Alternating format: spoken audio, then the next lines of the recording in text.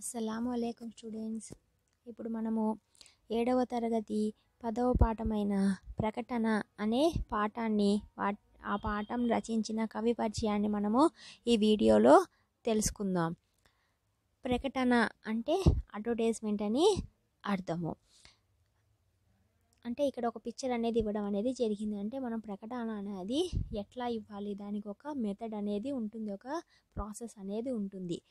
అంటే మనం ప్రకటన ఎట్లా ఇవ్వాలి అనేసి ఇక్కడ ఒక పిక్చర్లో మనకి ఇవ్వడం అనేది జరిగింది. ఇక్కడ చూడండి, కనపడుట లేదు అంటే అది ఎవరన్నా అడ్వర్టైజ్మెంట్ అనేది ఎట్లా ఇస్తారంటే, ఒక ప్రకటన అనేది ఎట్లా ఇస్తారంటే ఎవరన్నా కనపడకుండా ఉంటే వాళ్ళ యొక్క ఆచూకీ తెలుసుకోవడం కోసము మనము ప్రకటన అనేది ఇవ్వడం అనేది జరుగుతుంది.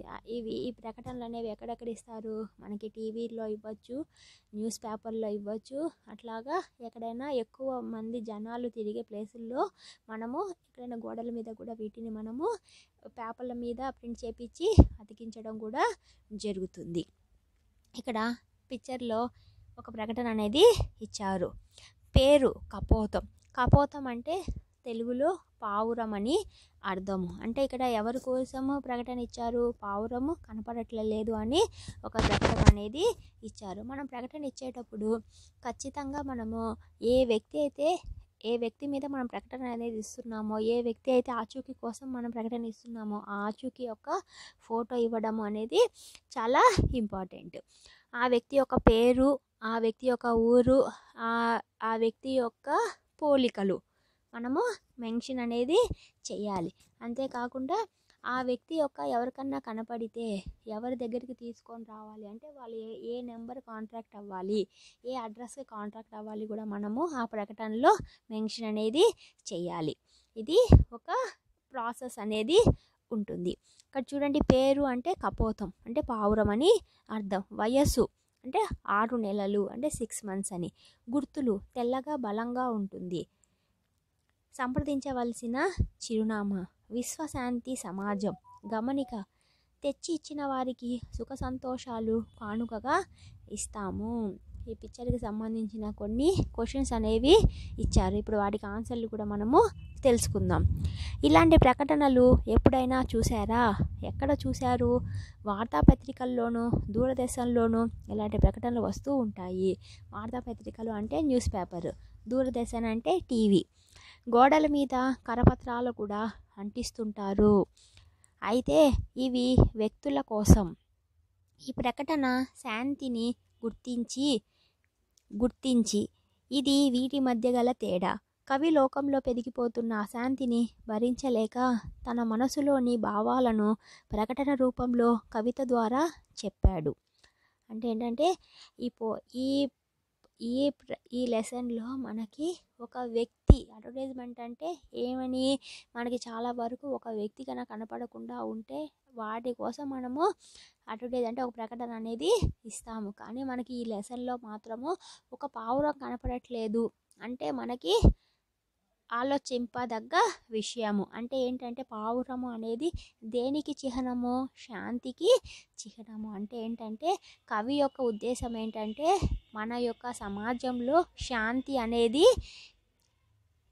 అనేది కరువయ్యింది, దాన్ని మనము శాంతిని నెలకొల్పాలి అనేది కవి యొక్క ఉద్దేశము. సెకండ్ క్వశ్చన్, ఈ ప్రకటన ఎవరి కోసము? ఈ ప్రకటన ఎవరి కోసం ఇచ్చారు? మనకి ఫోటోలో ఎవరి కోసం కనపడుతుంది ప్రకటన? పావురం కోసం అనేది కనపడుతుంది. పావురము శాంతికి గుర్తు. పావురము తప్పిపోయింది అంటే సమాజంలో శాంతి కరువైందని అర్థము. అంటే పావురం కనపడట్లేదు అని అంటే నిజంగా పావురం కనపడట్లేదు అని అర్థం కాదు అంటే మన యొక్క సమాజంలో పావురం దేనికి చిహ్నమో ఆ యొక్క శాంతి అనేది కరువయ్యింది అని అర్థము. ప్రజలు ఐకమత్యంగా ఉంటే శాంతి దక్కుతుంది. శాంతి అనేది ఎప్పుడు దక్కుతుందంటే మన ప్రజలందరూ కూడా యూనిటీగా ఉంటే శాంతి అనేది దక్కుతుంది. కాబట్టి శాంతిని వెతకవలసింది ప్రజలే. అంటే మన ప్రజలు యూనిటీగా ఉంటేనే శాంతి అనేది నెలకొల్పుతుంది. కాబట్టి ఇప్పుడు అది పోయింది అని అంటే దాన్ని కూడా వెతకవలసింది కూడా ఆ యొక్క ప్రజలే అని కవి యొక్క ఉద్దేశం. ప్రకటనలోని కపోతాన్ని వెతకడానికి నీవేం చేస్తావు? ప్రజల మధ్య సోదరీభావం, స్నేహభావం పెంపొందించడానికి కృషి చేస్తాము. అంటే ప్రజల మధ్య శాంతి నెలకొల్పడానికి మనం ఏం చేయగలుగుతాము, ఏం చేస్తాము, ప్రజలు యూనిటీగా ఉండాలి అని అంటే వాళ్ళిద్దరి మధ్య అంటే మనుషుల మధ్య రిలేషన్షిప్ అనేది ఉండాలి.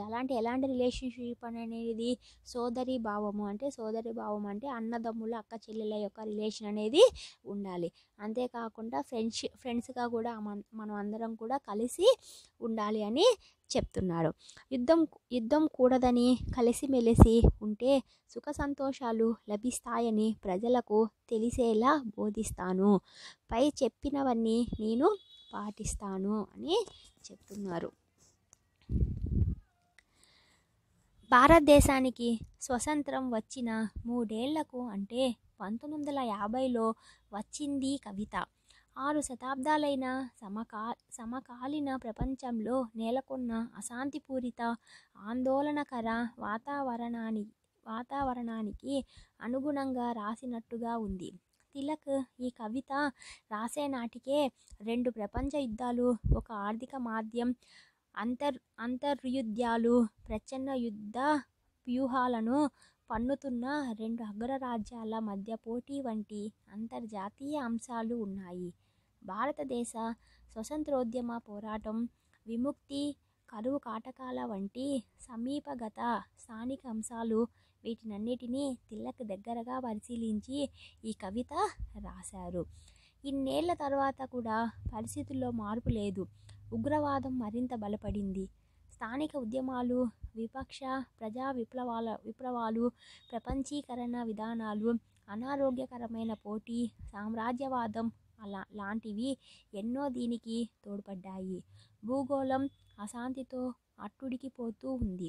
సమస్త మానవాళి అశాంతితో విలవిలలాడిపోతూ ఉంది. అణుబాంబులను మించిన వినాశకర ఆయుధాలు సమకూరాయి. ప్రతి దేశము అనివార్యమైన అశాంతిపూరిత దుస్థితిలోకి వెళ్ళిపోయింది. ప్రతి పౌరుడు అశాంతిమయ అభద్రతా జీవిత వలయంలో పడ్డాడు. ఈ నేపథ్యంలో తిలక్ చేసిన ఈ ప్రకటన కాలదోష పట్టని ఒక అంతర్జాతీయ ప్రకటన. పరారి అయిన వ్యక్తి కోసం ప్రతివాడు వెతికి పట్టుకోవడమే మానవాళి ప్రధాన లక్ష్యం. అందుకోసం ప్రతి మనిషి కృషి చేయాలి. అదే మానవజాతి ఆశయం కావాలి. అదే కవి కోరుకునే అంతిమ ఆదర్శం. ఇప్పుడు ఈ లెసన్ యొక్క కవి పరిచయాన్ని తెలుసుకుందాం. పేరు. మనకి ఈ లెసన్ యొక్క కవి ఎవరు? దేవరకొండ బాలగంగాధర తిలక్. కాలం అంటే అతను ఎప్పుడు పుట్టారు, ఎప్పుడు చనిపోయారు అని అర్థం. అతను 1921లో పుట్టి 1966లో చనిపోయారు. జన్మస్థలం అంటే అతను ఏ ప్లేస్లో పుట్టాడు అని అర్థం. అతను ఏ ఏరియాలో పుట్టాడు? మండపాక గ్రామం, తణుకు తాలూకా, పశ్చిమ గోదావరి జిల్లా. తణుకు తాలూకా, పశ్చిమ గోదావరి జిల్లాలో అతను పుట్టడం అనేది జరిగింది. రచనలు: అమృతం కురిసిన రాత్రి, గోరువంకలు, తిలక్ కథలు. పురస్కారాలు: అమృతం కురిసిన రాత్రి కవితా గ్రంథానికి 1971లో కేంద్ర సాహిత్య అకాడమీ పురస్కారం పొందారు. దీనికి సంబంధించిన మిగిలిన ఎక్స్ప్లెనేషన్ అనేది మనం ఆన్లైన్ క్లాస్లో చూద్దామా. అల్లా హాఫీజ్.